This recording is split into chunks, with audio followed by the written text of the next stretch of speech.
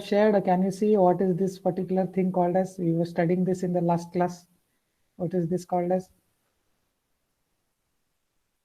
Bega reply Madri. I will finish quickly. What do you call this particular thing as? The entire thing. We were studying this, right? RMC plant, sir. RMC plant. Okay, we were studying RMC plant. So we had discussed a few parts, right? We had discussed few parts. I had shown you. These are called silos where we store our binder material, right? Cement, fly ash, GGBS, all those things. Then we had aggregate bins on the right. We have aggregate bins where we store our aggregate.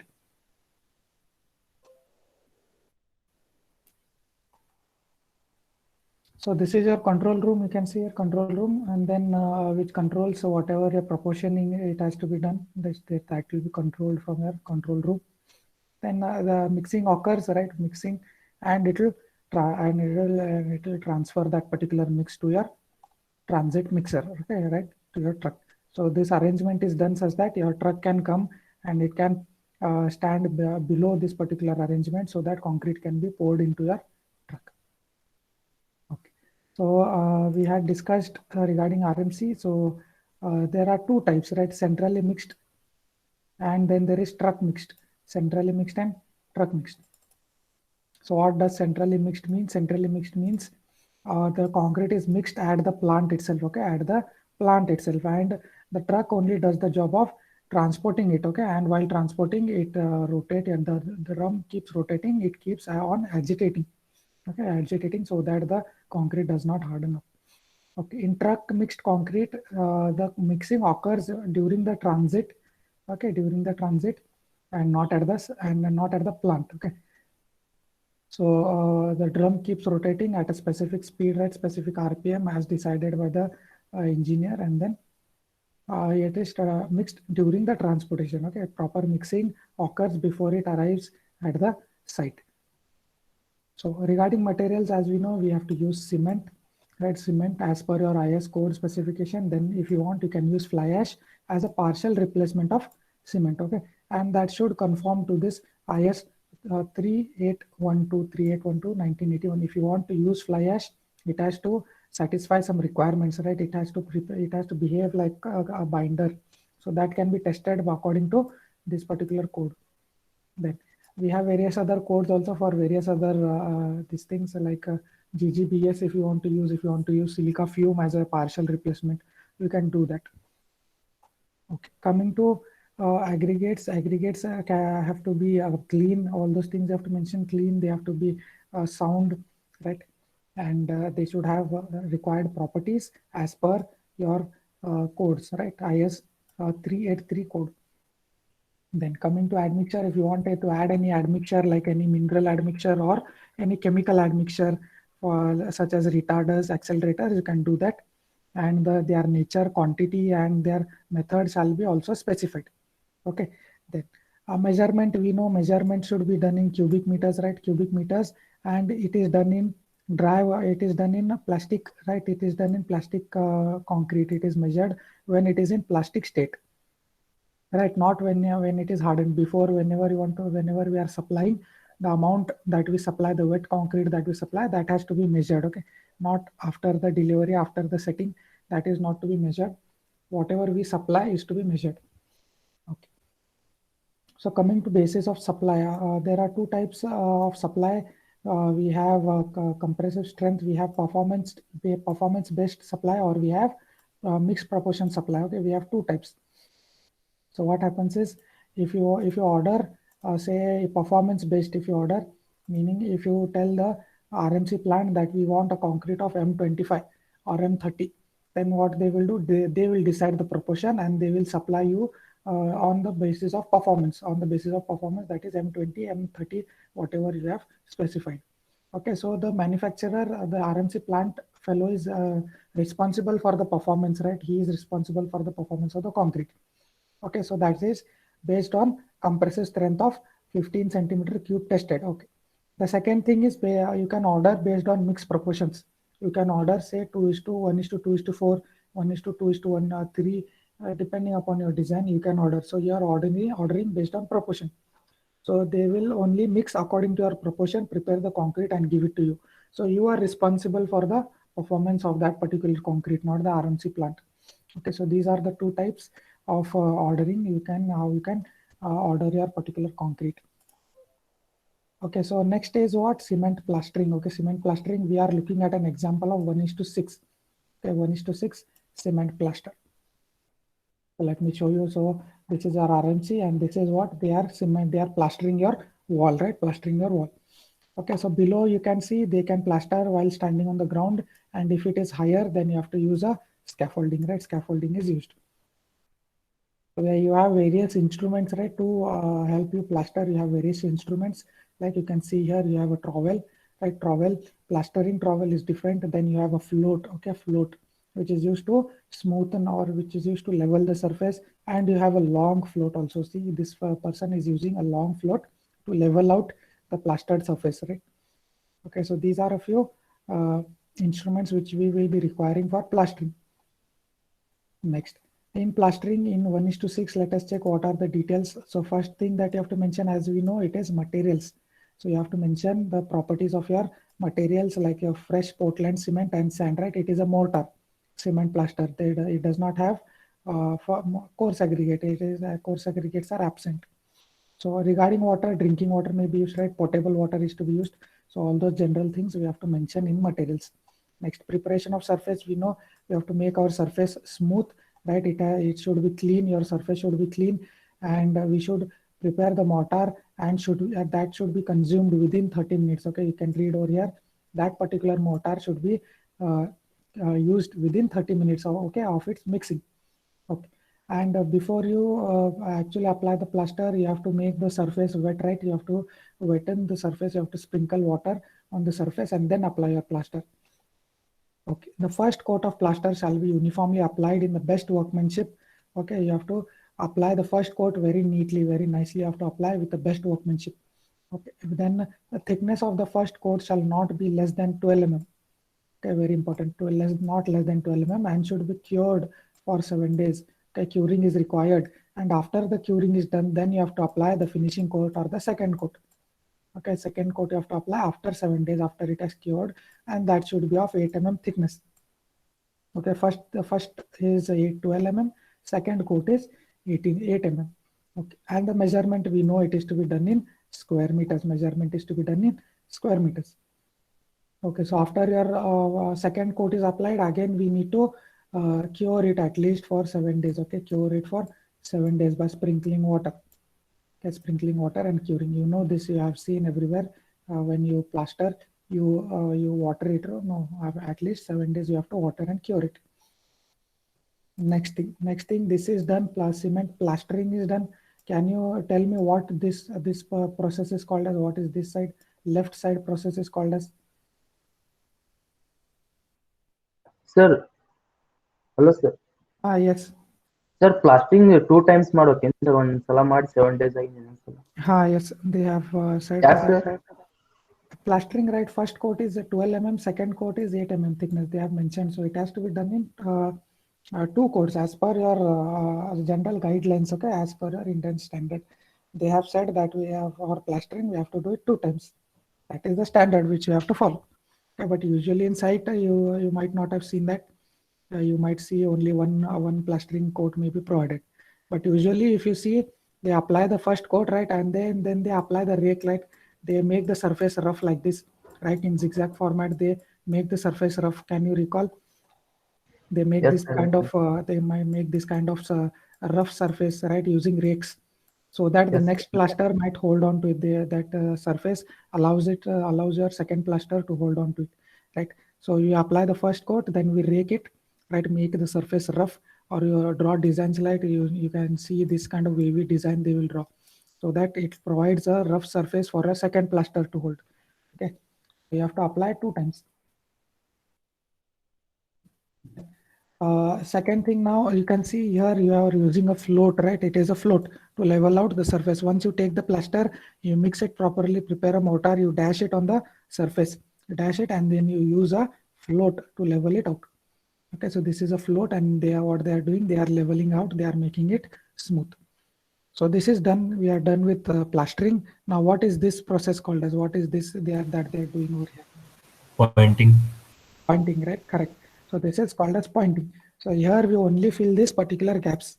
Right? Only these gaps are filled in pointing.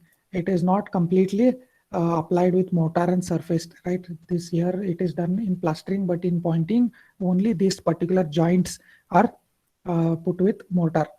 So what we do first, you can see that these joints, they are dug up, like they are cleaned, and they're made like these grooves are made. And then once the grooves are cleaned properly, then this particular mortar is applied, right? Mortar is applied or pointing is done.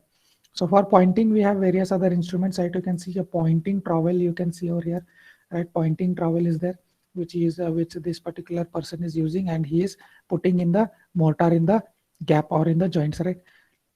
So this is regarding pointing, and here also you use cement mortar you use of specified proportion, 1:6, 1:4, the specified proportion you have to use. So preparation of the surface under pointing, okay, materials are same, right? Cement and sand, same material, same specification. Coming to preparation, the joint shall be raked out, okay, to a thickness of 20 mm, and the surface of wall should be cleaned and water, right? You have to clean the surface, you have to rake out the joints I've shown you, then we have to prepare the surface and then apply the mortar. So proportioning and mixing of mortar is same as you have done in plastering. So in pointing, okay, in pointing, the joints shall be filled with mortar, okay, only the joints are filled with mortar and pressed properly by proper tools with best workmanship in manner, okay. So I've shown you some tools which are used in pointing. So you have to properly fill the mortar and press it inside so that it does not fall out. Coming to a few precautions, okay, few precautions that we have to follow in pointing. The surface of the cement pointing shall be covered with wet cloth, okay, and surface shall not be directly exposed to sun rays. So you have to take care that it is not exposed to sun directly. Curing. Coming to curing, the cement pointing work shall be kept wet for 10 days. Okay, 10 days you have to keep, not 7 days. It shall be kept for wet for 10 days completing, and the work protected during the period from sun, rain, etc. You have to protect the surface from direct sun rays, from direct rain you have to protect, and you have to keep it wet, right? You have to cure it for 10 days. Coming to measurements, we know the measurement is to be done in square meters, right? Any surface that you are working on, right, they have to be measured in square meters. So this is regarding pointing. We are done with cement plastering. We are done with cement pointing. Next, moving on. Now, what is this particular work? What is this work? What material have they used for this particular flooring?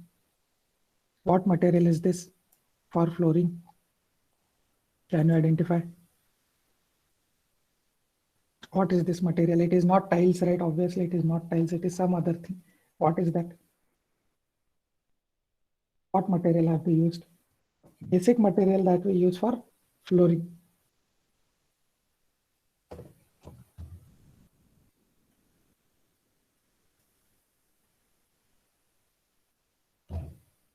No, you cannot identify what that material is.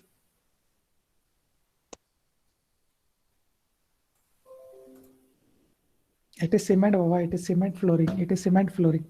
Correct. You can say it is cement, nothing but cement, right? They have used cement to manufacture your floor, to prepare your flooring. They have used cement. So you have to learn a few things regarding cement flooring. You have to use what specifications are we going to use? Let us check. Okay, so 2.5 centimeter thick. You can read 2.5 centimeter thick cement concrete flooring. Cement concrete flooring of proportion 1:2:4. Okay, so this is an example. This is not a standard value. This is just an example. They will tell you in exam of what proportion you have to write. Okay, so 2.5 mm thickness, 2.5 centimeter thickness of cement. Hence, once the thickness is specified, okay, in your name, what you have to do, the measurement is to be done in only 2 dimensions. That is, only in surface area you have to measure, right? The thickness is not considered in calculation of your quantities. Okay. As per IS specification, cement, sand, all those things, right? It is a concrete. That means you can see it has to be included with cement, sand, and coarse aggregate. Okay, cement, fine aggregate and coarse aggregate. So general things which we write for all these things, right? We have to mention here also. Cement of high specification, aggregate should be of a specified quality. They should be clean. No organic matter should be present. All those things you have to mention. Next, coming to preparation of surface. So when you prepare your surface, you make your surface level, right? And you divide it into panels. You divide it into panels of not exceeding 1 meter. Okay, 1 meter, you do not exceed your panel size, and then you provide proper camber or cross slope, right? Your flooring should have proper slope, so that to drain your washing water, right? You wash your flooring so that the water does not stay on the floor. It washes, it is you provide a slope so that it drains away. That has to be taken care while preparation of the surface. Next, mixing, we know how we have to mix by hand or mechanical mixer. We know how to mix and what are the specifications. Coming to laying of concrete, flooring of specified thickness. Okay, flooring of specified thickness shall be laid in pattern as directed by engineer in charge. Okay, the panel shall be of uniform size, no problem. The whole operation of laying of in one panel shall be completed within 30 minutes. Okay, so all the operation of laying one panel should be completed in 30 minutes. So you can see they have divided it into panels, right? They have divided, you can see grooves are there. They have divided it into panels. You can do it in this form, right? Or else here you can see they have done it in a single monolithic type of concrete work, right? Or what they might have done is inside there will be panels, right? And this on top of that they will be providing this particular smooth surface. Okay, so inside they might be provided with panels, but outside this top surface will be covered with cement plaster so that we do not see these panels. Okay, so that is regarding laying of concrete. Then you can use coloring pigments, right? You can use coloring pigments, and you can apply your concrete, right, of various colors. So usually red color, you might have seen red color cement flooring. So various pigments also can be used. So curing, regarding curing, we have to cure it for 10 days. You can read over here, we have to cure it for 10 days. No problem. Colored flooring, I have shown you, we can use various colors. You can use coloring pigment of desired color, right? Of desired color, and prepare your cement flooring. Okay, some precautions regarding your cement flooring after completion of top coat. Okay, top coat after it is finished with colored pigment, no one should walk on the floor, right? Common sense, no one should walk on the floor, otherwise impressions will be seen. Common sense. The top surface should be covered with wet cloth and should not be exposed to sun rays. Okay, some precautions which you have to take care. Then measurement in square meters, we know that flooring is to be measured in square meters, right? So this is regarding your cement concrete flooring, cement concrete, which is not usually used in your urban households, right? It is usually seen in villages, right, where your flooring is done with your cement concrete, right? Colored flooring, the red color which you have seen, this kind of flooring is usually seen in not in urban households, in villages. Okay, so you can see this particular, what is this particular flooring called as? Typical middle class flooring, correct? Typical middle class for flooring. You have seen this kind of flooring in your most of your houses might have this kind of tiles, right? So even in our house we have this kind of flooring. So what is this particular flooring called as? Do you have any idea? Any, you know the name of this flooring? Okay, let me show you. This is known as, here you can see, this is called as terrazzo flooring. Okay, terrazzo flooring, wherein we have, okay, chips of these stones, okay, colored stones, chips we have, which we mix in concrete, and then we pour it on top. Okay, we pour it and we smooth the surface, we polish the surface. So this is called as terrazzo flooring. Okay, so it consists of 2 layers. Okay, 2 layers, we lay it in 2 layers. Okay, usually of 20 mm thickness. So it consists of what? Consists of cement, marble powder, and marble chips. Okay, cement. So cement is there, marble powder is there, and you can see various type colored marble chips are there, right? These are marble chips. So you mix it with concrete and you lay it on your floor. Okay, so first layer is your under layer or base course.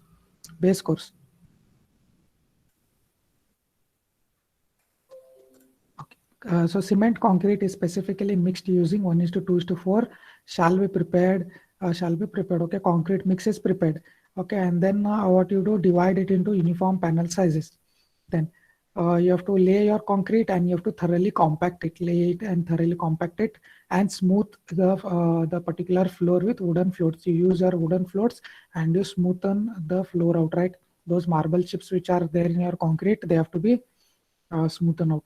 Okay, so coming to top layer, terrazzo top layer consists of cement, marble chips, okay, of proportion 1:3. So cement is 1 and marble chips that you add is in 3, okay, in proportion 1:3.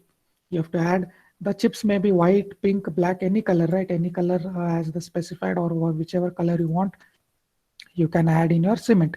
So that proportion has to be prepared. And then once that proportion is prepared, you can lay it on your base course. You can lay that particular concrete on your, sorry, not your concrete, this particular proportion, cement marble proportion on your base course you can lay. And then you have to make sure that it is properly leveled, right? Properly leveled, and the chips are properly distributed evenly, right? Not one side there are more chips, other side there are lesser number of chips, right? It will seem odd. So make sure proper mixing is also done and proper laying is taken care. Okay. So once you lay, obviously we have to make it smooth, right? You have to make use of a straight edge. You have to make use of steel floats, make it level, check your flooring leveling, proper level and all proper camber is there. All those things have to be taken care. Okay, coming to polishing, we require polishing, right? Cement flooring does not require polishing, but this terrazzo flooring, right? You can see it has to be polished, right? So we have to be polished. So polishing shall be done by machine, right? After 36 hours after laying the top layer. Okay, after the top layer is laid, after 36 hours, we have to do the polishing. So there are various number grades, right? Various grades of stones which are available for this polishing work, right? For polishing work. So carborundum stone is used of various grades, right? So first grade is 60, then you use 120 grade, right? And then you polish in 2 to 3 layers, right? 2 to 3 in succession. What you do, you polish your particular flooring until it is smooth, right? Until it is smooth. So usually we measure our terrazzo flooring also in square meters, right? Any flooring which you do, you have to measure in square meters. So let me show you. So this is your terrazzo flooring. You can see marble chips are there in your concrete. You can see this is also terrazzo flooring. So terrazzo flooring can be done. Okay, this is your flooring wherein we mix it with cement, concrete, right? And we pour it in your floor. We pour it in your room. So this is flooring. So what are these? These are terrazzo tiles. Okay, these are terrazzo tiles. You can see various types of tiles are there. Many of your house might have these kind of flooring, right? Any of these. So I think our house has this kind of flooring. This kind of tiles we have used in our house. So this is your terrazzo tiles. Okay, terrazzo tiles. Various types of tiles are available, right? Various colors, various size of marble chips are used, right? You can see on your screen. So this is your terrazzo. Now moving on. So what is this type? This is your mosaic tiling. Mosaic tiling. So we are small type of small chips, small tiles, small chips of these are taken and they are arranged in a pattern. Okay, arranged in a pattern. So this is our mosaic tiling. This is also your, this is not mosaic. This is what? This is your terrazzo. This is your terrazzo type. This is our mosaic type. Okay, mosaic flooring, wherein you can see we have small chips of tiles or flooring which are arranged in a pattern. Okay, to make our flooring. This is our mosaic type of flooring. Okay, so this is your tiles laying work of your tiles. So coming to mosaic tile flooring. Okay, mosaic tile flooring. So tiles, the mosaic tiles I have shown you, small tiles we have, and they are arranged in a particular format, right? Whichever design you want, you can lay your mosaic tiles and you can form your pattern. Okay, preparation of surface and all these things are common. Laying of cement mortar, right? If you want to lay your tiles, your mosaic tiles, what you have to do? You have to prepare your base course first, right? You have to lay your cement concrete like this. Your concrete is laid. Sorry, your mortar is laid, and then you lay your tiles on top of your mortar. So what are these? These are pins to hold your tiles in place. Okay, to make sure your tiles are level, to make sure your tiles are properly in place, they do not move. We make use of these temporary pins. Okay, so this is what? This is your mallet, right? Wooden mallet. You can see wooden mallet, usually made up of wood. You use this mallet and you tap your tiles. After you place your tile, you tap it with this wooden mallet so that it stays in place. Okay, it does not move. It properly gets into your bed cement mortar.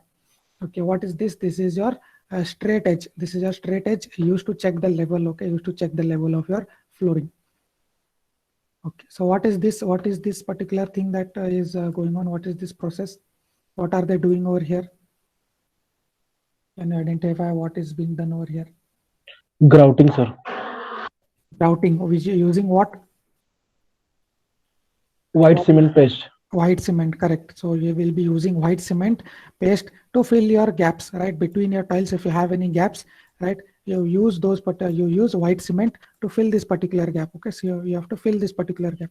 And after you fill this, if you have any extra residual, right? You can see here, this is very sloppy work, very dirty work.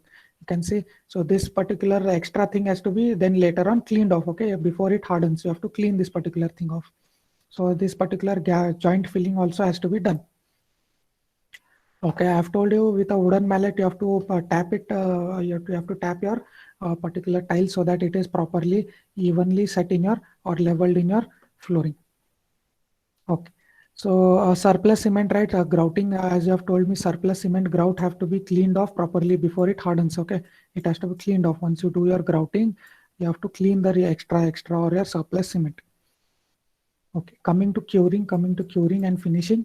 That the days after the tiles are laid, all joints are to be shall be cleaned. Okay, they shall be cleaned, and the flooring shall be kept wet for a minimum period of 7 days. You have to keep the flooring wet for 7 days, and then after that is done, you can start your polishing work. Okay, polishing work, as you can see, you use a stone of 60 number, grade 60, you polish, and then later on again you have to do the second polishing with grid block number 120. So various grid blocks are available depending upon the type of flooring. You can do your polishing. Okay, you can see they have mentioned over here: first grinding, second grinding, third final grinding. The finishing shall not sound hollow when tapped with a wooden mallet. What do you mean by this? The finished floor shall not sound hollow when tapped with a wooden mallet. What do you mean by this? This is very important. This is our wooden mallet. And if you tap your finished flooring with this wooden mallet, it should not sound hollow. Meaning what? What is the defect that has occurred if it sounds hollow? The cement inside the tile is not fixed properly, sir. Correct. Meaning there is no cement below your tile, right? If this is a tile which you have laid and there is this particular gap between your cement is not properly leveled, right? If you have this gap, and once you tap it with your mallet, if you tap this particular thing with your mallet, it will sound hollow, meaning there is no support for this tile from your ground because there is no mortar below. So that should not occur. So to prevent this, what you have to do, you have to properly lay your cement mortar. Your laying of cement mortar is very important, right? See, this laying of this particular cement mortar is very important. Next, after this is done, which type of flooring is this? Can you identify? Vitrified tiles, sir.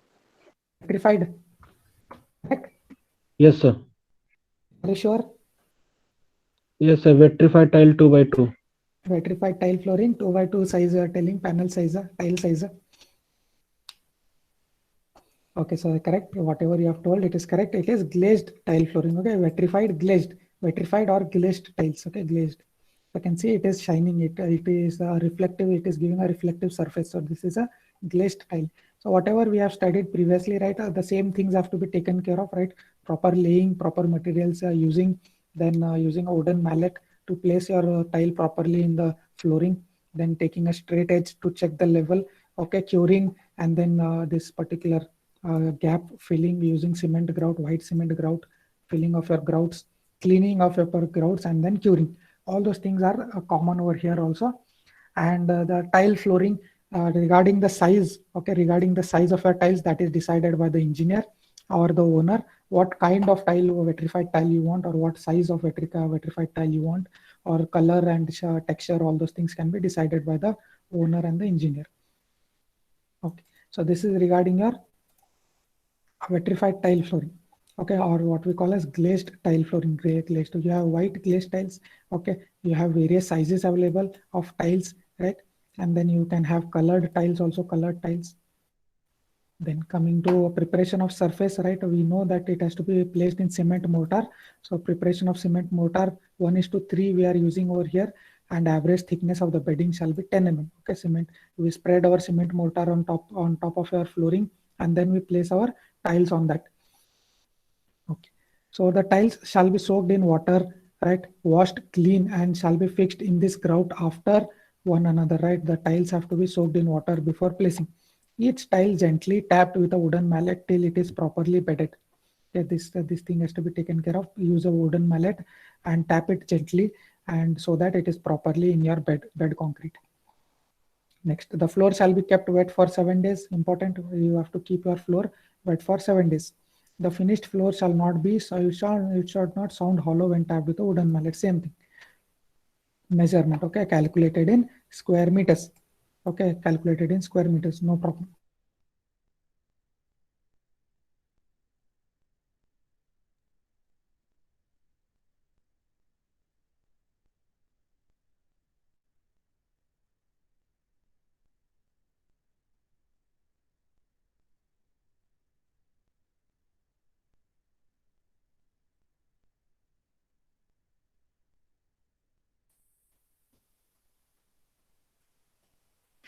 Okay, am I audible? Am I audible to you? Yes, sir.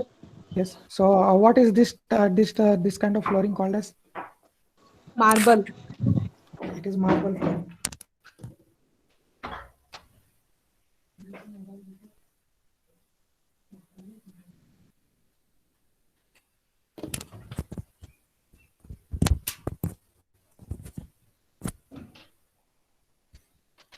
So this kind of flooring you have identified properly. This is marble flooring. Okay, this is marble flooring which we are using.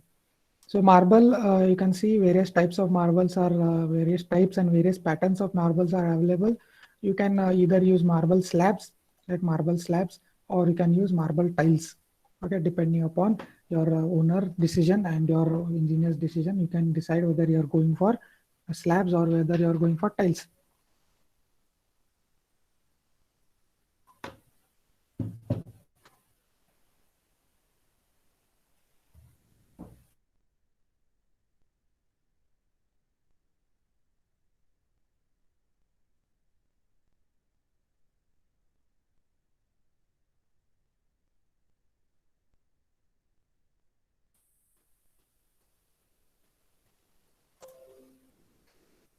Okay, so you can see marble gives a very grand look, right? If you use marble slabs and properly place and finish it, you can see that it gives a very nice, very grand look, very rich look. So usually in your homes, they use this marble flooring in your halls and all, right? So you can see in your picture over here, they are using, we can see marble slabs are there, okay? Marble slabs of various patterns and various colors marbles are also available, various color, right? We use Italian marble, you use various kind of imported marble also. So marble is usually a bit costly compared to your vitrified tiles. So you can use tiles, right? You can use tiles, you can use marble slabs as I've told you. So coming to marble flooring, we use marble, right? We use marble and make sure you dress your marble slab. If you are going for slabs, right? Marble slabs, every stone shall be cut to required size and shape, fine chisel dressed on all sides to the full depth. Okay, so your slabs, your sides of your slab should be proper and they should be properly cut. They should be level. All those things you have to take care. Dressing of slabs. Okay. All angles and edges of the marble slabs shall be true, square, and free from chippings, right? Your marble slab should be properly, it should be proper rectangular. It should not be chipped at any corners. All those things you have to take care. Then thickness of the slab can be 10, 20, 30 mm as specified by the description of the item. Okay, laying of your marble slab, laying, what you do, you prepare your base concrete or the RCC slab. On that, you prepare your, you lay your what bedding? You lay your bedding, that is cement mortar 1:4, and on top of that, with lime mortar, you can lay your concrete. So the average thickness of the bedding mortar shall be 20 mm, and the thickness shall not be less than 12 mm. Average is 20, not less than 12 mm. So this is regarding your marble, okay, marble. And coming to a few more things, the flooring shall be cured for a minimum period of 7 days. Curing of 7 days is required. Okay. So finishing and polishing also, like what you do for your tiles, the same thing.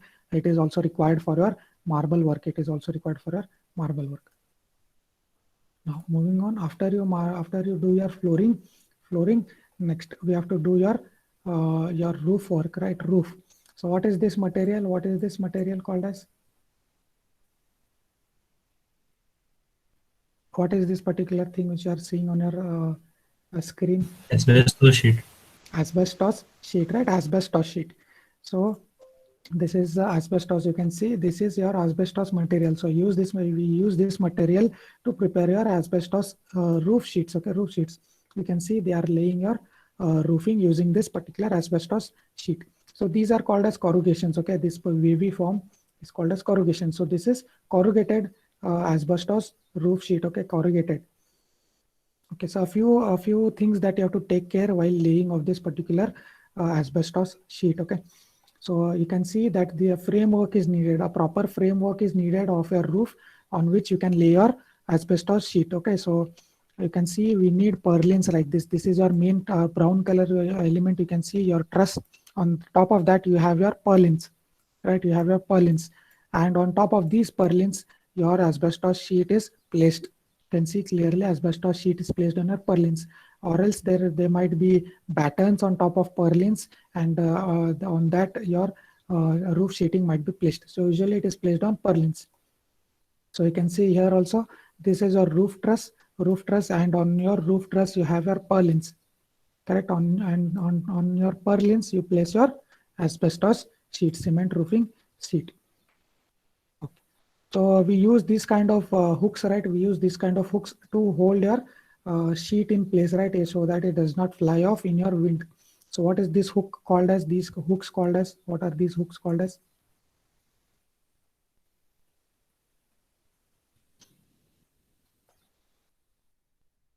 What are these hooks called as? See, right? You can see here it is holding on to your purlin. Your sheet, it is holding your sheet to your purlin. What are these hooks called as? What is this letter? J hook. Correct. J hooks or J bolts, right? J hooks or J bolts. So these are used to hold your sheet in place, okay, so that it does not fly off in your wind, strong winds.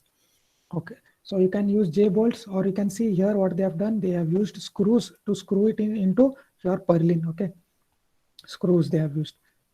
So what is this? They have done overlapping. Okay, they have done overlapping. So usually your standard says that you have to do half corrugation of overlap. Half corrugation of overlap is required, right? This is one corrugation, and then you have to layer another corrugation on top of this like this. So this particular overlap is required so that your water does not ingress into your room. So overlapping is required, right? So you can see this is overlapping. On the side you can see overlapping has to be done like this. Overlapping, half of overlapping is needed. And then over here also overlapping is required, right? Overlapping. So this is said to be having 15 centimeters of overlap. 15 centimeter minimum of overlap in this direction, and in sideways direction you have to take care that you have to overlap at least half a corrugation. You can go for 1 to 2 corrugation of overlapping. Okay, so this is regarding overlap and at the ridge. Okay, this is at a ridge. Proper cover at a ridge also has to be provided, right? Ridge cover has to be provided. Next, can you tell me whether we have to start the laying of your corrugation sheet from top to from bottom to top, or from top to bottom, from your ridge going downwards, or you have to start from bottom and go towards your ridge? Which pattern do we follow? Bottom to top, sir. To ridge. Bottom to ridge, right? From bottom we start and we go up to your ridge. Also you can see in your image also they have started from bottom and they are going towards your ridge. So why do they follow this? Because you have to you have to follow your overlap, right? You lay your first sheet at the bottom, and on top of that, taking care of overlap, you lay your second sheet, and then you continue further till you reach your ridge. Correct? So from bottom you have to start and go towards the ridge. So this is regarding what? Asbestos cement, asbestos cement sheeting, asbestos cement corrugated, okay, corrugated sheet roofing. Okay, so as I've told you, the side lap of the sheet shall be of half corrugation and end lap should be at least 15 centimeters. So this thing is very important, which you have to take care. Next, framework. As I've told you, we need proper framework. We need proper truss, and on top of the truss, we have purlins. And usually on purlins, we lay our sheeting, roof sheeting. So laying and fixing, as I've told you, we use J bolts or L bolts or hooks, what we call as, I've shown you images, that particular thing have to be used. Okay, done by 8 mm diameter. Okay, it can be 8 mm, it can vary. Okay, it is not a standard thing. Usually 8 mm diameter galvanized hooks are used. Okay, so regarding slope of the roof, it should not be flatter than 1 in 5. Okay, 1 in 5. 1 in 5. It should not be lesser than this. It can be greater than this, but it should not be flatter than 1 in 5. Coming to hips, ridges, right? Ridges and hips shall be properly covered. As I've told you, this particular ridge portion has to be properly covered. Then measurement is done in square meters. Measurement is done in square meters. So this is regarding roofing, asbestos roofing. Okay, is this roofing clear? Roofing till roofing clear? Whatever we have discussed until now, is this part clear? Yes. Yes, sir. No problem. Yes, sir. Shall we move on to the next one? Yes, sir.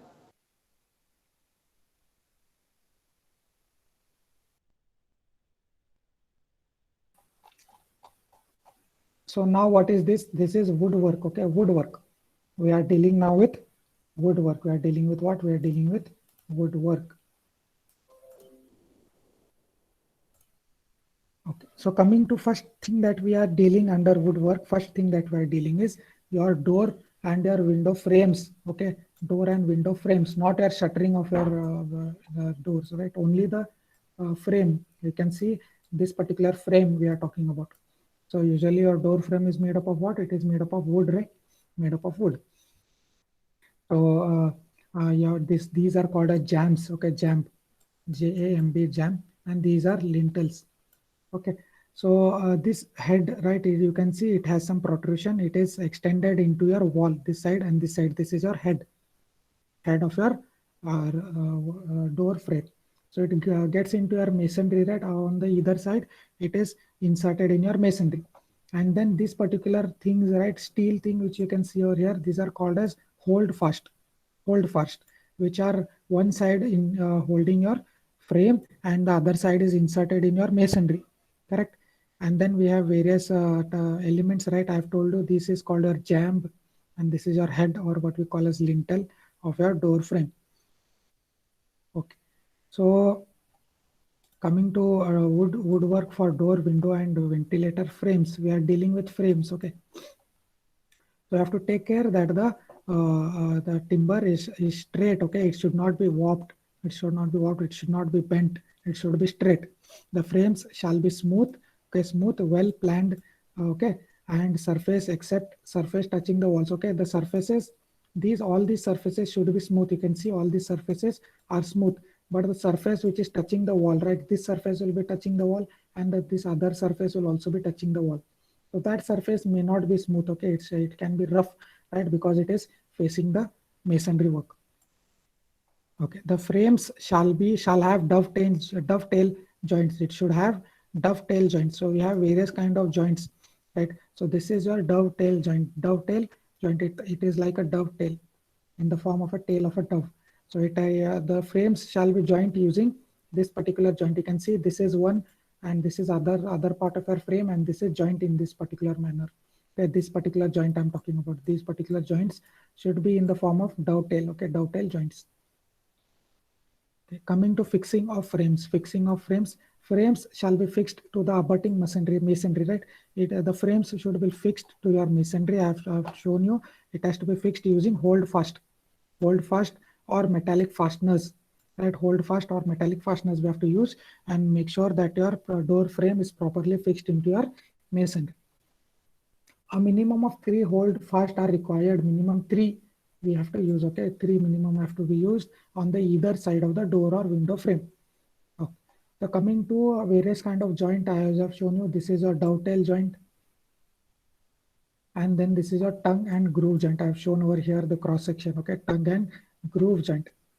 So this is used where, this is used where, this is used here, right, where your door meets your frame, right? You can see here this particular area, tongue and groove joint, so that your door properly sits in your frame, right? Tongue and groove joint. So this is your riveting, which we call as.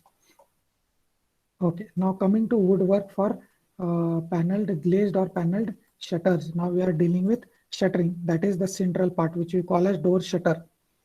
Okay, so a few elements of a door shutter, right? This is your top rail. This is your middle rail or your locking rail, where your lock is attached, locking rail. And then this is your bottom rail. Then these are panels. 4 panel, we have 4 panels. And then a few things which you have to take care is make sure that your vertical elements are continuous. Okay, vertical elements, you can see they are continuous. This particular element is straight, it is not broken up, it is continuous. Then this part is not continuous. These horizontal parts are attached. They are attached to this vertical part. Okay, vertical elements, horizontal elements are attached to your vertical elements. And these panels have to be properly joined together. Okay, joined together. Take care of these particular things. And these are called your hinges, right? Hinges. So minimum number of hinges, 3 to 4 number of hinges are required for each shutter. So you can have a single shutter like this, or you can have a double shutter, right? Double shutter we have, or what you call as leaves. 2 leaf door we have, or a single leaf, depending upon your design. Okay, so this is regarding your door. So let us look into a few details regarding this. So coming to framework, sawing shall be truly straight and square, and timber shall be planed smooth and accurate to the required dimension. Right, you have to take care that the paneling is smooth. We have to saw it properly. We have to take care that the timber shall be smooth and accurate to the required dimension. Whatever the dimension of a door is, make sure that the panel size that you create is properly of that size. It should not be less or more, or else there will be gaps in your door. Okay, so rebating, I've shown you rebating. What is the rebating? This is rebating. Okay, rebating, tongue and groove, what we prepare so that your door sits properly in your frame. Rebating, what we call as rebating. Then paneling, I've shown you properly paneled, right? Various panels are used, and these panels should be properly joined and glued to your elements, other elements. Next, fittings. If you have fittings, right, we have fittings, we have locks and we have hinges, all those things. So those things have to be properly fitted onto your door panel, right? Door panel as per your design, as per the specifications provided. Okay, your various fittings. Okay, all other fittings shall be counted and paid separately. Very important. All other fittings shall be counted and paid separately. The fittings shall conform to their respective IS specifications. Okay, I think you do not know, but various fittings like your door, like a door lock, your door handle, all those things have a specific IS code for them. Okay, all of those have specific IS codes, right? So we have to make sure that all of these fixtures, all of these fittings shall conform to their various IS code. Right, I'll share a few IS codes wherein it shows how the door lock has to be there, how the door hinge should be there, right? A top hinge, your middle hinge, all those things, your locks, your door handles, all those have specific specifications as per your IS. You have to take care that all those conform to their respective IS specification. Coming to measurement, overlap of 2 shutters shall not be measured, right? We usually measure the length and width of your shutter, right? In area we measure, but once if your shutter is having overlaps, that overlap should not be considered. Okay, as I've told you, we have to consider in square meters, but overlapping should not be measured. Okay, now after you are done with wooden work, we will look into painting. So you can see painting of your surfaces required, right? Mainly regarding wall painting, we will check now regarding wall painting. So first thing that we do regarding painting is what? Whitewashing, right? We do whitewashing. So what is whitewashing? Whitewashing is the process of covering a wall with very thin coat of thin plaster. Okay, very thin coat of plaster made with water, lime and other water, lime and other ingredients. You use water, you use lime You mix them together with other ingredients and prepare this whitewash. It is a thin plaster which you apply on your wall surface, right? Wall surface. So it is used to color fences, wood, and most commonly walls. Okay, so I hope you have understood what we mean by whitewashing. So this is done for your walls. So after whitewashing, you can see what is this? What is this work? This is wood, painting of your wood, right? Painting of your wood. So before we get into woodwork, we will look into various processes required for your wall painting. Okay, so the usual thing that we do, you have to tell regarding the materials first. Materials. So paints, oils, varnish, etc. of approved brands and manufacturer shall be used. Okay, whether you are using paints or oil paints, or whether you are going with varnishing, right? Varnishing is usually done for woodwork. Okay, wood varnish, which we call. Okay, so they have to be of proper brand and manufacturing. Okay, from proper manufacturer. Okay, then if for any reason thinning is necessary, okay, we apply thinners, right? Turpentine we add into our paint to make it thin, right? We use thinners. So if that is needed in case of ready mixed paint, the brand of thinner recommended by the manufacturer or instructed by the engineer shall be used. You do not use any thinner. You have to use whatever is recommended by that paint which you are mixing with. Okay, that particular brand, they will be recommending some thinner. So that manufactured thinner you have to use, or as per instructed by the engineer. Approved paints or oil or varnish shall be brought to the site of work by the contractor. Okay, contractor should get the paint or varnish or oil paint, whatever painting work, painting material is required, that has to be brought by the contractor to the site in sealed condition. Okay, in sealed condition, very important. Okay, so regarding workmanship, painting of external surface should not be done in adverse weather condition like hailstorm and dust storm. Very important, common sense, right? Whenever it is raining, whenever you have bad weather condition outside, you do not go and apply your external wall painting, right? So that has to be taken care of. That is common sense. Painting except the priming coat shall be generally taken in hand after practically finishing all other building works, right? Painting is done when at the last, whenever all your work is done, and after all your work is done, then you go for painting, right? Because painting requires a lot of work, and it requires a lot of space, right? So painting is usually taken up after all the works are done. So preparation of surface. So the surface shall be thoroughly cleaned and dusted off. Very important. The surface on which you apply your paint should be clean, and it should be dusted off of all the external of your impurities and all your deleterious materials. All rust, dirt, scales, smoke, splashes, mortar droppings, and grease shall be thoroughly removed. All these materials should be removed before painting, right? All these things should be cleaned. The prepared surface shall have received the approval of engineer after inspection before painting is commenced. Okay, so surface should be checked by the engineer. It should be inspected by the engineer, and then approval should be given by the engineer for commencing of your painting work. Very important. Next, application. Continuously stirred in small containers so that the consistency is kept uniform, right? Whenever you are applying your paint, you take your paint into small containers, right? You take your paint into small containers from a larger container. So make sure that you keep on stirring your paint so that it keeps it consistency uniform, right? So that it keeps it consistency uniform. You have to keep it stirring continuously in small containers. Then no brush mark shall be left after the laying of finishing, right? Once you paint your surface and once you apply your last painting surface or a last coat, you should see that there are no brushing marks, right? Brush marks should not be visible on your surface.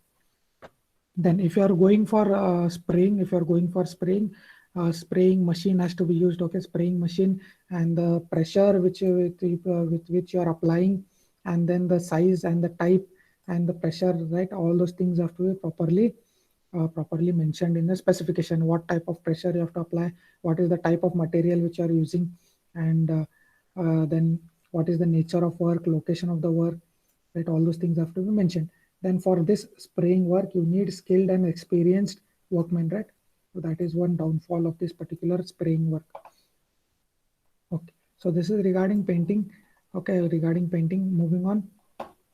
So in painting doors and windows, the putty around the glass panels must also be painted, and but taken care that no paint stains are left on the glass, right? Very important.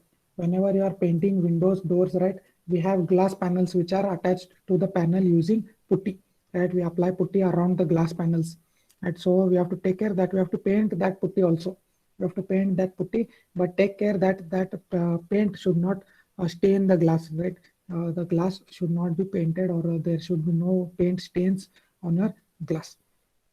Okay. Top of shutters and surfaces shall be hidden, and in similar hidden locations shall not be left out in painting, right? Top of shutters. Top of shutters meaning, let me show you. So this is your shutter, this is your wood shutter, and this top surface, right? This top surface, this side of your shutter should be also painted, right? And except this bottom shutter, you can leave this bottom shutter, but what you can do is, before attaching of this shutter, right, before you attach this door to your frame, you can paint this bottom surface, and then you can attach this particular door. Okay, so that you can take care of. Then if you are using brushes, right, brushes and container, then linseed oil by rinsing in turpentine. When if you want to clean your brush, what you use turpentine, right? If you want to clean your brush, you use turpentine. So make sure you use turpentine, you properly clean. All the paint should be removed from your brush, and then they have to be stored. Okay, you should not store your brush directly. Your paint will harden up and your brush will be spoiled. So you clean and resin it with turpentine. Okay, paint work is to be measured in square meters. Very common sense, right? Painting is to be measured in square meters, right? The thickness is not to be measured. It is very thin, and thickness is negligible. Okay, then coming to next thing after painting. So woodwork painting, varnishing, which we call as, right, varnishing, which is usually applied in red color, right? Red color. So coming to wood, so why do we have to varnish this wood? Why do we require to paint this wood? Can you tell me why do we require to varnish your woodwork? For durability. Durability, correct. So under durability, everything is covered, right? So we have to maintain our wood so that it has its long life, right? So it does not have any insects, right? Insects which are destroying your wood. So that for that we have to apply our wood varnish, right? So it is usually red in color, right? It is what is the color of your wood, that color you usually apply, or else you can have various other colors also depending upon your design. So what is this particular work? What do we call as? We use sandpaper, right? We use sandpaper and we finish, we make our surface smooth before we start our painting work, right? Right. Before you apply your varnish, you use your sandpaper, you smoothen out the woodwork, you make sure that the surface is smooth, it should not have any undulations. Then you can use the sandpaper, or you can make use of this machine also. Okay, and you can finish off this surface, you can make this surface smooth. Then what is this? They have filled this particular undulations or these holes with this particular wood putty. Okay, you use your wood. There is separate putty which is available for wood. You can make use of that, and you can fill out these holes, right? Holes are filled, and if you have these nails which are embedded, right? Nails are there. You can see nails are hammered into this wood. So you can apply wooden putty on that so that you have a smooth surface. Okay, once you are done with all these things, you can apply your wood finish. Okay, so regarding wood finish, painting of your wood, first what you do, you apply your wood primer. Okay, wood primer, you can see of your Dulux company, you can get your wood primer. So this is not a paid review, so I'm not doing any paid reviews. So they have not paid me anything, right? Dulux and HN Paint, just for an example, I'm showing this. Okay, quick dry wood primer, you can see you get a wood primer which is called as an undercoat, right? You apply this first, and then on top of that, Then you apply your wood finish, right? Various color wood finishes are available. You can use various kind of coloring and coloring pigments also, and you can finish up your wood painting. So first is your primer coat and then is your finishing coat. Okay. So coming to your painting of your woodwork, you can see here wood painting. So painting shall be carried out in the driest season of the year. Very important, right? Because wood usually catches moisture very quickly. So you have to take care that you usually do it in the summer season.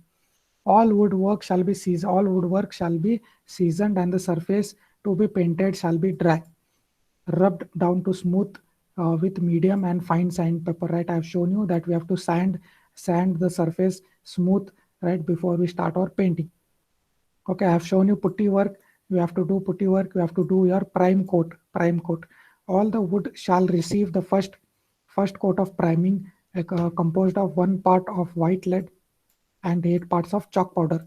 Okay, and 4 parts of double boiled linseed oil. So this prime coat you can directly have ready-made prime, primer which you can apply, or you can prepare on your own and you can apply your primer coat. Okay, coming to finishing coat, painting work, you usually apply it in 2 coats. Right, you apply in 2 coats. Painting shall be applied over primer coat. Ready-made paints of specified brands shall be used. Okay, each coat shall be allowed to dry perfectly before succeeding coat is applied. Okay, first coat is applied, it is allowed to dry, and then your second coat is to be applied. Okay, the final coat. Okay, final coat shall be applied in perpendicular direction to that of first coat. So if you apply your first coat in this particular direction, the final coating has to be applied in a perpendicular direction to your first coat. Okay, coming to measurement, measurement is done in square meters. Measurement is done in square meters. So this is regarding your woodwork. Okay, woodwork. So after you paint your wood, so what is this? What is this painting of your metal? Okay, metal work. Painting of your metal work. So what we apply first, to usually your metal work is applied with red oxide metal primer. So you can see metal primer, red color, which you see, it is applied on your painting work. On your steel work. So why do we have to paint your steel? Why do you have to paint your steel? Why do you have to protect it? corrosion नहीं होना करके. Common sense, right? Very important. So here in 8th sem, you must be knowing that we need to protect your steel from corrosion. So to protect your steel from corrosion, what we can do, we can apply your metal oxide, red oxide metal primer we apply. And once you apply this primer, you can finish it up with your various finishing coats. Okay, so this is regarding your steel work. Let us look into steel work. So painting your new work. Okay, we are dealing with new iron work. All rust scale primers, delivery markers, marks, oil, grease shall be removed. Okay, all this rusting work, all the marks which are applied by your delivery person, all those things, and if there is any oil, grease, all those things should be removed. Very, very important before you apply any coat of paint. Okay, all structural steel work. Okay, very important. All structural steel work shall be primed with red lead before erection. Before you place your steel into site, make sure that it is painted with this red oxide primer. Red oxide primer is to be applied, and then it has to be erected into site. Okay, measurement is done in square meters. Measurement of what? A measurement of your painting work. Next, after this, what we are dealing with is your dry distempering. Dry distempering, very important. Dry distempers have to be applied, right? What is distemper? Distemper may be defined as water paints. Okay, it is water paint. It is usually of powdered form. Okay, whiting, or what we call as powdered chalk. Okay, and some coloring pigment can be used. Okay, some coloring pigment can be used. So it is in powdered form when you get it, and once you what you have to do, you have to mix it with water. You mix it with water, and then you make it into a paste, and then you apply your distemper right into a form of a paint. You mix it properly, you make it liquid, and then you apply that distemper on your surface. Okay, so this is called as distempering, and distempering is usually done for our external walls. Okay, external walls, distempering is done. Okay, so these distemper are cheaper than paints and varnishes and are easier to work, right? So it is got in powdered form, you mix it with water and you apply it in your surface. So it is very, very cheaper and comparatively easier to work with. Okay, so this is usually done for, as I've told you, for external walls. So let us look into a few details of dry distempering. So materials that are required, as I've told you, you get your ready-made distemper, right? You get a distemper. What you do, you mix it with water. So warm water is preferred for mixing. Warm water, okay. A lukewarm water is to be preferred for preparing of your distemper. Okay. It shall be allowed to stand for at least 30 minutes, okay, or practicably overnight before use. So what you have to do, you have to mix your distemper, right, your distemper powder with water, and you have to at least wait for 30 minutes before you apply it on your walls, right? So that has to be taken care of. Okay. Preparation of a surface, preparation of surface, the same thing, right? In case of old work, all the pieces and scales shall be removed by sandpaper, and the surface shall be cleaned with all these things, right? All this grease, dirt has to be removed, and if any scales are present, right? Any scales are present, all those things have to be removed by sanding, right? Okay, rubbed down again with fine grade sandpaper made smooth, right? We use our fine graded sandpaper and you rub it down to make your surface smooth. Okay, and on top of that, you apply your distemper. Okay, as we know, we have to apply our priming coat first, right? Which we call as whiting, right? Priming coat of whiting shall be applied first, and then you have to apply your distemper. Okay, and then various cares have to be taken, right? You have to wash your brush properly, all those things, general things you have to mention clearly, and then you can apply 2 or more coats of distemper, all those things. And for old work, surface prepared as described shall be applied 1 or more coats of distemper until the surface attains even color. Okay, when you're applying for old work, right, on your old work, make sure that you prepare your surface properly and then apply 1 or 2 coats of distemper till the surface attains your required color. Okay. Then measurement, we know measurement is to be done in square meters. Measurement is to be done in square meters. Okay, so we are left out with one more thing, what is called as oil painting, right? I hope you know what is oil painting. Oil painting. We use oil paints, right? Oil paints which are oil bound, right? Your paints are distributed in oil bound paints, which you call as oil paints. So the same thing is applicable for oil paints, right? Whatever we have studied, but the thing is only the material will be changing in oil paints. Then we have this particular thing called as decorative waterproofing cement, okay, which is also called as SnoCem, SuperCem, or Duracem. Okay, decorative waterproofing. So let me show you what we mean by that. Okay, so it is usually applied for your roof, right? It is applied for your roof, waterproof cement flooring. So you can see here, where is it? Here you can see colored, right? It is applied on your roof. It is seen, it is applied on roof. So it is decorative, and also it serves the proper purpose of decoration, and it is also waterproof, right? So it is decorative, waterproof cement coloring. Okay, cement coloring. Okay, it is applied with cement. It is consisting of cement. So because it is having cement in it, okay, because it is having cement, what you have to do, curing is required. Okay, curing is required. All other painting, no curing is required, but this particular thing requires curing because it has cement inside it, right? So application, mixing, all these are common, right? Mixing, proper preparation of surface, and then application, right? We know how to apply. So we apply using brush, or we can apply using spray machine. Okay, so that has to be taken care of. Then second coat, first coat, second coat, whatever is specified you can apply. And for old work, okay, for old work, treatment shall be with 1 or more coats as found necessary. Okay, and then a few precautions regarding this particular decorative waterproofing. So waterproof cement paint shall not be applied on surface already treated with whitewash or color wash or dry distempering. Okay, take care that you do not apply this waterproof cement on already treated surfaces. Right, if you have applied whitewash, color wash on that, you do not apply your waterproof cement. Okay, so regarding curing, I have told we have to cure your this particular paint for a few days before it is actually taken and put into work. So curing is required, and measurement is done in square meters. Measurement is done in square meters. So with this, we have finished with your specifications. Okay, with this, we have specifications is over. We have looked into 28.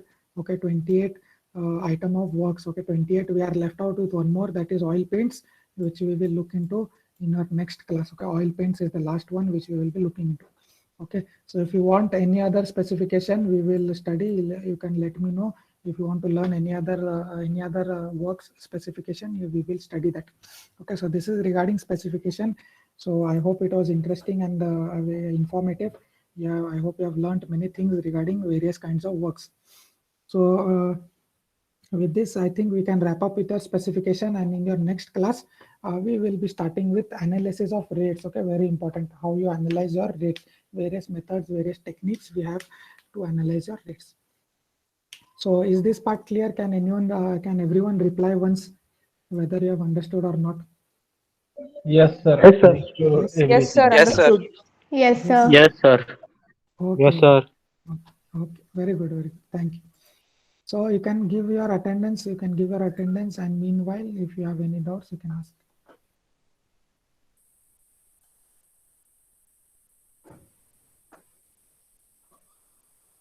Sir, the theory notes, sir, is there? Yeah, I will provide these notes. Okay, I will send in group. So this is a theory. I will recommend one more notes wherein it is given in short form and how to properly write and how to remember. I will also send that link. You can go through that video, okay, and you can understand and easily write in your exam. So that also I will share, because this is theory. It is difficult to remember, right? So that particular link I'll share wherein you will understand how to write and how to remember the particular things.